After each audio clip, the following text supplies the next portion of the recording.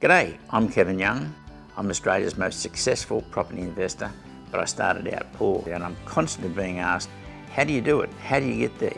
You ask me, I'll give you the solutions. Between us, we'll make you wealthy.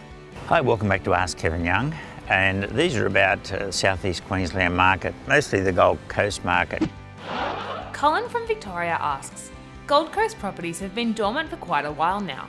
Will we see capital growth before or after the Commonwealth Games? So I'll give you some background there. You'll see on this chart that Gold Coast, Brisbane markets, like all markets, are up and they're down, are up and they're down. And you will notice that after 2004, the market was flat for 2 years. Then all of a sudden in 2006, 2007, it took off. And we almost doubled our property prices in that period. The papers were full of people making a lot of money, prices going through the roof, and that dragged a lot of future supply, and builders rushed into the area, adding to supply. And this is a normal, healthy market. This is what happened in Sydney to correct the oversupply that happened in property prices to 2004. Supply came in, flattened the market. This is what APRA should have stood back and done nothing about when it saw the recent boom in Sydney and Melbourne, because that boom brings in builders, brings in supply, and as you know, price is determined by the law of supply and demand. More supply flattens down the price increases. So that happened in 2007, and you can see the property prices fell because of this increased supply. But then it started to rise again in 2009, 2010. As we know, what happened then was the Reserve Bank started jacking rates up from 2.75 right to 4.75, and that really killed the market off. We also had a sustained period of lack of development in Queensland, which meant we went from bringing in 1,000 people a week for jobs, it dropped right down to 500 people a week. Now we're just starting to build momentum up again, and figures for the Gold Coast, for instance, are that population is rising there at 3.5%, which is more than double the national average of 1.6. In fact, the Gold Coast now is the quickest rising population point in the whole of Australia. The next is Melbourne, sitting on 2.2. So why are they coming in? Why so many? They're coming in because of jobs. Are property prices rising? Well, you're querying it, but they are. I've had to sell a few properties on the Gold Coast because the banks have moved me to principal interest, or National Australia Bank have. That's up my repayments 40%, and I can't increase my rent 40%. So there's a number of properties that we've had to reluctantly put on the market, and we've seen increases in the last 12 months of up to 17%. It's happening right now.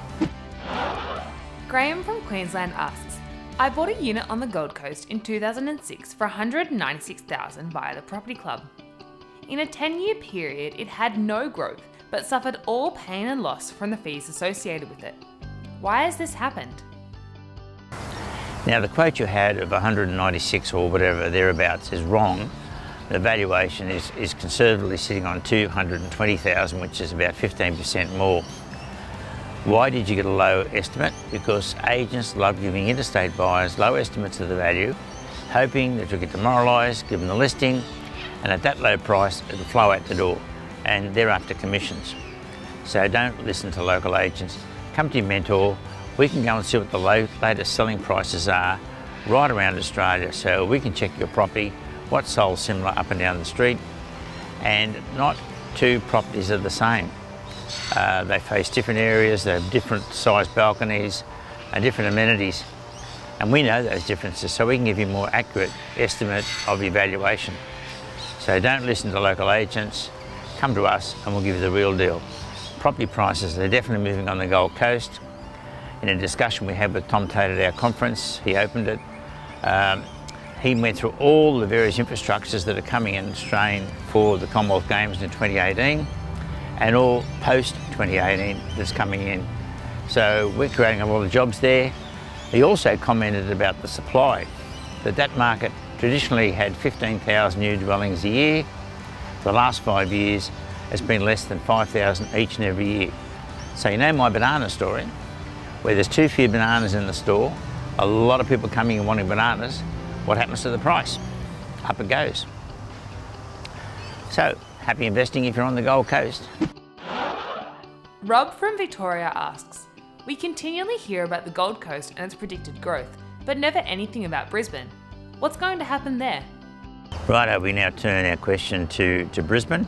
Traditionally, Brisbane rises first, and then it drags up the Gold Coast and then Sunshine Coast in that order about 9 to 12 months later.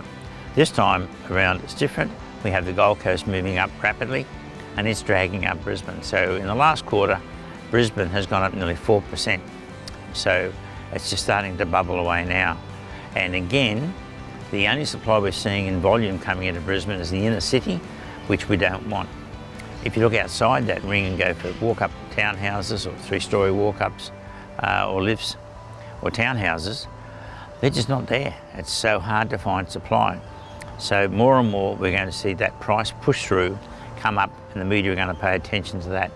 At the moment they're paying attention to the supply, and we can show you some charts which are very alarming. The supply really is falling down apart from the high rise. If we took the high rise out of it, then everyone would be talking about the huge crash in supply. And that's all thanks to APRA, as the Property Club warned about 12 and 18 months ago when APRA came out with this stupid interference in the market. All they were going to do was squeeze the supply of bananas going into the store. So it's now your time to shine. Definitely Queensland would have benefited from keeping the previous government selling the poles and wires and putting the money into infrastructure like they're doing in New South Wales. But we're just going to have to wait about another 12 months for that to happen. And it will, and we'll be bringing those people in from overseas like Melbourne is, and interstate like Sydney is, to fill those jobs. And then they'll be looking for properties to buy and rent. So let the good times roll.